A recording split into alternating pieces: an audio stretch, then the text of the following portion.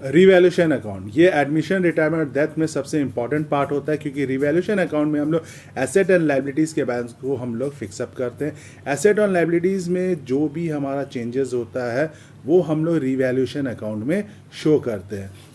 तो revaluation account में simply हम लोग एसेट एंड लाइबिलिटीज़ का बैलेंस करते हैं, जिसमें कि आने वाले समय में कोई भी पार्टनर्स को कोई भी इशू ना हो, कोई भी नए पार्टनर, रिटायरमेंट पार्टनर को उसमें कोई भी इशू ना हो। तो हम लोग जब भी एडमिशन, रिटायरमेंट और डेथ होता है तो हम लोग रिवैल्यूएशन अकाउंट पे प्रिपेयर करते हैं, रिवैल्यूएशन अकाउंट को हम लोग प्रिपेयर करते हैं। तो विदाउट टाइम वेस्टिंग हम लोग चलते हैं, देखते हैं कैसे हम लोग रिवैल्यूएशन अकाउंट बनाते हैं। ये है रिवैल्यूएशन अकाउंट का फॉर्मेट, और इसमें हम लोग जो भी लॉसेज होता है एसेट एंड लाइबिलिटीज़ में उसको हम डेबिट साइड दिखाते हैं। एसेट अगर घट रहा है तो लॉस होता है, लाइबिलिटीज़ अगर बढ़ रहा है तो लॉसेज होता है, तो डेबिट साइड होता है।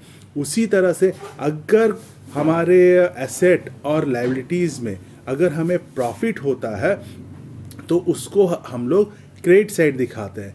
जिस तरह से कोई भी एसेट अगर उसका वैल्यू बढ़ रहा है, इंक्रीज़ हो रहा है, तो हमें प्रॉफिट होता है, और अगर कोई भी लाइबिलिटीज़ अगर वो कम हो रहा है, घट रहा है, तो वो हमको प्रॉफिट होता है। तो जो भी हमारा एसेट एंड लाइबिलिटीज़ में जो प्रॉफिट होता है उसको हम क्रेडिट साइड दिखाते हैं, और जो लॉस होता है उसको हम लोग डेबिट साइड दिखाते हैं। और ये हम लोग एसेट एंड लाइबिलिटीज़ का जो डिफरेंस अमाउंट होता है वही दिखाते हैं। ये हमें एडजस्टमेंट में मिलता है, बैलेंस शीट में वो एसेट लाइबिलिटीज़ को देखते हैं, और एडजस्टमेंट में जो भी चेंजेस है उन दोनों के बीच का जो डिफरेंसेस होता है वो हम लोग यहाँ मेंटेन करते हैं।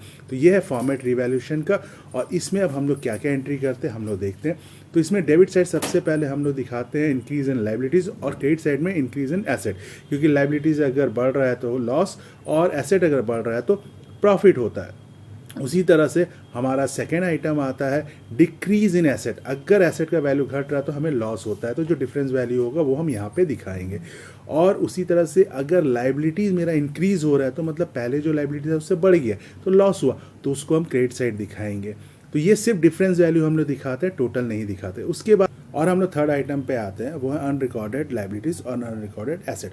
अनरिकॉर्डेड लाइबिलिटीज़ ऐसे लाइबिलिटीज़ जो कि लाइबिलिटीज़ है बट उसको हमने अकाउंट में मेंशन नहीं किया तो हमारे लॉस है, अगर हमें मालूम चलता है। तो अनरिकॉर्डेड लाइबिलिटीज़ हुआ तो उसे हम डेबिट साइड दिखाएंगे क्योंकि वो लॉस है। उसी तरह से अनरिकॉर्डेड एसेट, हमने कोई एसेट हमारे पास में है और जिसको हम मेंशन करना भूल गए और अचानक मुझे मालूम चला तो मुझे तो प्रॉफिट हुआ क्योंकि उतने वैल्यू से बढ़ गया हमारा एसेट वैल्यू।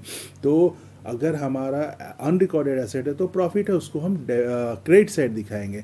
इस तरह से हम एसेट और लाइबिलिटीज़ में जो भी चेंजेस हो रहे हैं वो एंट्रीज यहाँ पे हम लोग कर लेंगे। और जैसे ही हम लोग एसेट एंड लाइबिलिटीज़ का यहाँ पे एंट्री कर लेते हैं तो हमारा आता है उसके बाद में बैलेंसिंग काउंट करना। तो बैलेंसिंग हमारा होता है जिससे कि हमको ये मालूम चलता है कि प्रॉफिट हो रहा है या लॉस हो रहा है। अगर क्रेडिट वैल्यूज़ ज़्यादा है तो ऑब्वियसली क्योंकि प्रॉफिट का वैल्यू ज़्यादा है तो प्रॉफिट हो रहा है, और अगर डेबिट वैल्यू ज़्यादा है तो यानी कि डेबिट साइड का वैल्यू ज़्यादा तो यानी क्रेडिट कम है, लॉसेस का वैल्यू ज़्यादा है इसलिए लॉस हो रहा है।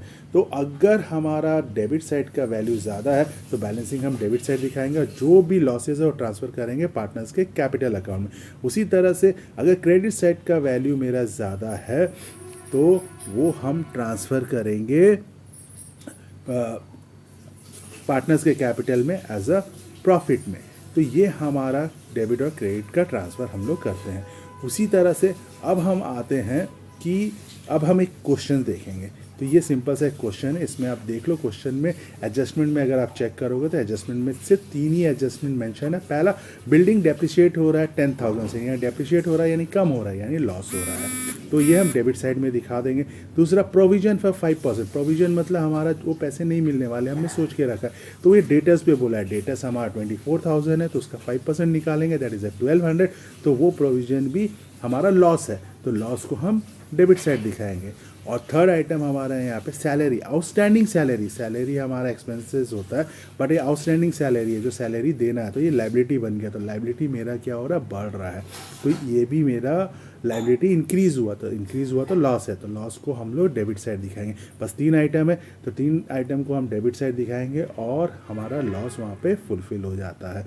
और जो भी हमारा सारा का सारा लॉसेज हो रहा है, प्रॉफिट कुछ भी नहीं हो रहा, तो यानी टोटल इसमें लॉस है, तो लॉस को हम लोग क्या करें, ट्रांसफ़र करें पार्टनर्स के कैपिटल अकाउंट। तो इसका पूरा बैलेंस हमारा हम शो करेंगे क्रेडिट साइड में क्योंकि डेबिट बैलेंस है, डेबिट का अमाउंट ज़्यादा है, और हम ये लॉस को ट्रांसफ़र करेंगे पार्टनर्स के कैपिटल अकाउंट में। और जब कैपिटल बनाएंगे तो ये आइटम सारा हमारा डेबिट साइड में चला जाएगा। तो इस तरह हम रिवैल्यूएशन अकाउंट बनाते हैं। तो आई थिंक आपको इस समझ में आ गया होगा कि रिवैल्यूएशन में किस तरह के आइटम्स और कैसे हम लोग आइटम का एंट्री करेंगे और कैसे बनाएंगे। अगर आपको इसके बाद में भी कोई डाउट है तो आप मुझे कमेंट करो, मैं आपको बताऊंगा। और ज़्यादा क्लैरिटी अगर इसमें चाहिए और कुछ आपको क्वेश्चन है तो आप भेजो ज़्यादा से ज़्यादा। तो अगर मुझे किसी और आपके क्वेश्चन के बेस पे मैं पर्टिकुलर वीडियोस बनाऊंगा, तो आप भेजो, कमेंट करो। बट मेरे चैनल को सब्सक्राइब करो, लाइक करो एंड कमेंट करो। तो सब्सक्राइब करना ना भूले, तो लाइक करें। तो आज के लिए बस इतना ही स्टूडेंट। तो नेक्स्ट वीडियो तक बाय बाय।